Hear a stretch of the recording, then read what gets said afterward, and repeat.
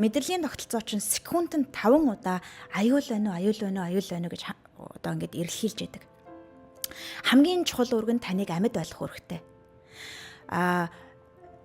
Ойд амьдарч байгаа тэр амьтан тийм ээ. Одоо энэ орч соёл иргэншсэн нийгэмд амьдарч байгаа хүн хоёрын мэдрэлийн тогтолцоонд ялгаа байхгүй. Бид нэр өөр амьтан. Тэгэхээр тэр амьтан яаж биеэ хамгаалахын тулд маш амиа хамгаалах зүүн ямар хүчтэй байдгүй. Яг тийм зүүн бидний дотор амьдарч байдаг. Доктор Питер Левинигийн Somatic Experience-ийн энэ баруун хувьсгал хийсэн гол юм чинь тэр байхгүй. Өөрөө амьтныг судалж ирсэн.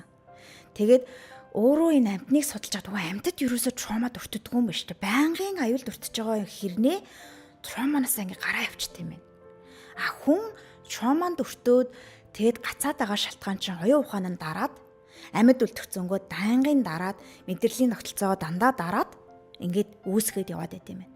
Тэгээд чангал усэл сүүлдээ хөдөлж чадах болол юм болчт юм байна. Тэгэхээр 3 дахь маш том давуу тал болохоор бидний автомат үйл ажиллагаа буюу ухамсараас ангид явагдаж байгаа тэр үйл ажиллагаа зохицуулдаг мэдрэлийн тогтолцоог зохицуулж сурна.